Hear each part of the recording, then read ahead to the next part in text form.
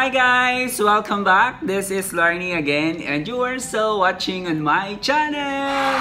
So ayun nga guys, panibagong araw at panibagong reaction video na naman ang ating gagawin ngayon. So ayun nga guys, ating bibigyan ng reaksyon ang naging performance ni Zephanie Dimaranan kagabi sa the live rounds ng Idol Philippines. So ayun nga guys, maraming nangyari actually na kinatuwa, hindi lang kinatuwa ko, kundi of course, I'm sure kinatawa ng mga manonood, ng kanyang mga fans, and even the judges as well, at even dun sa mga kasama niya sa competition. So excited na ako na panoorin ang kanyang naging live performance kagabi. So I think, let's start now. Yan. We are still live dito sa Idol Philippines. We are trending #1 nationwide and #2 worldwide. Maraming salamat mga kapamilya. Ito na our next hopeful. Naging inspirasyon daw ang simbahan at pamilya sa idol journey niya. Kung paano, panoorin natin ang Pride ng Laguna, Zephanie. Nandito po ako sa church. Magtuturo po ako ng mga bata. Sumusunod ba tayo sa mga magulang natin? Ang marunong sumunod, pinagpapala ni Lord. Read your Bible, pray every day. Naging inspiration ko. That's why parang ang bait-bait niya. Mga ka-churchmates ko. Gusto ko din po maging role model sa kanila na it's not about how many times you fall, but it's about how many times you rise up. Si Miss Morissette, sobrang kilala siya sa Pilipinas and internationally. Kaya nakaka-overwhelm. Bakit itong song na to? Pwede bang humiling na isa pang araw? Gusto kong humiling palagi ng isa pang araw para maipagpatuloy po yung journey ko dito sa Idol Philippines. Sige, excited ako marinig ka.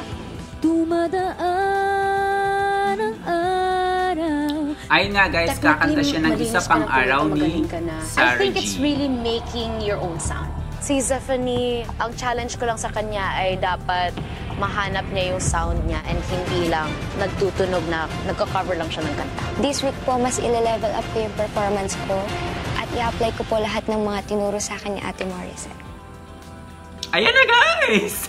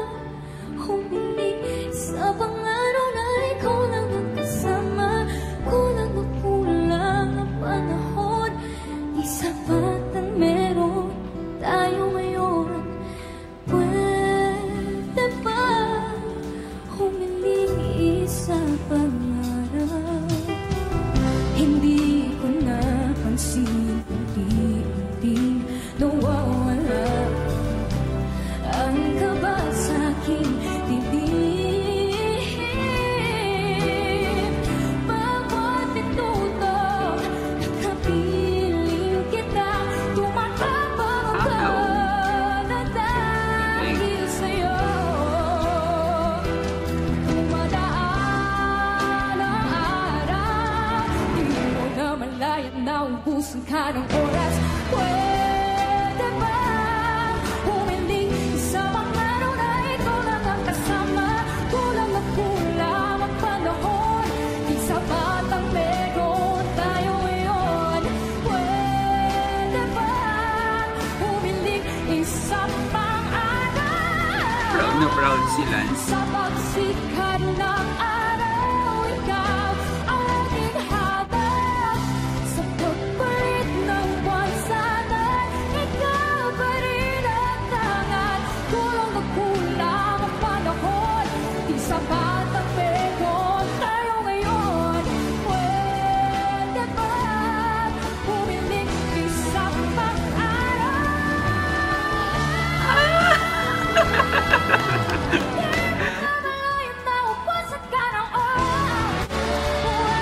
Oh my gosh, I love it!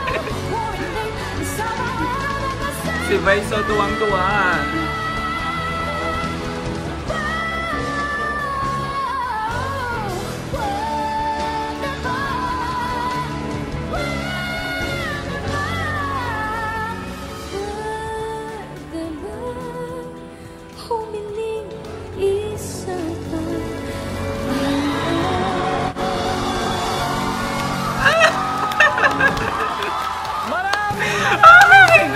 I love it, guys! I love it. Napatayo lahat ng mga judges.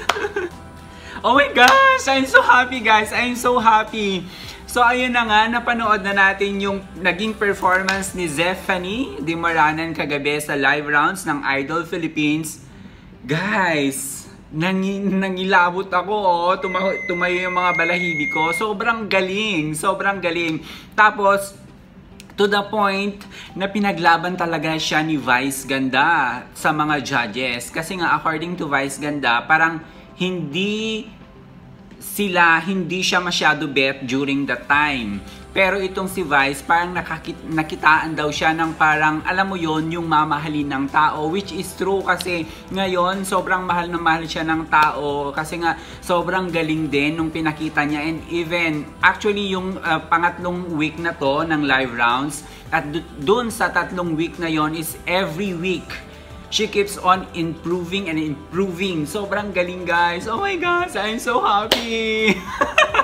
And even Regine, Moira, and James, napatayo. The first time, I think, na nakita ko yung mga judges na napatayo sila sa live rounds.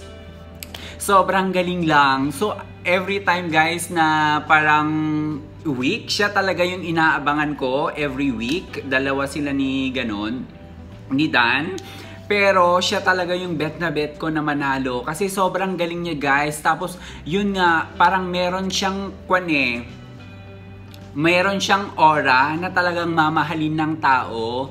Na parang ang simple, na parang ang bait ng mukha. Which is, nakikita ko talaga namang mabait siya. Tapos, I think dun yung kakapitan ng tao eh. Sabi nga ni Regina, yung aura na yon is matagal-tagal na niyang hindi nakikita sa isang contestant at huli niyang nakita yon kay Sarah G, which is, alam mo yun, guys, parang Little Sarah nga ang tawag sa kanya eh. Sobrang galing. Pinaglaban talaga siya ni Vice at super happy siya na nagugustuhan na din siya ng mga judges. So, ayun nga, guys, yung naging kabuuan ng performance ni Zephanie Dimaranan sa Idol Philippines. At sabi nga na parang, see you sa Grand Finals, Zephanie. Tapos, yun nga, guys. So, dito muna tayo. Please like this video and share na din. And please do not forget to subscribe on my channel. So, that's all for now, guys. Bye-bye!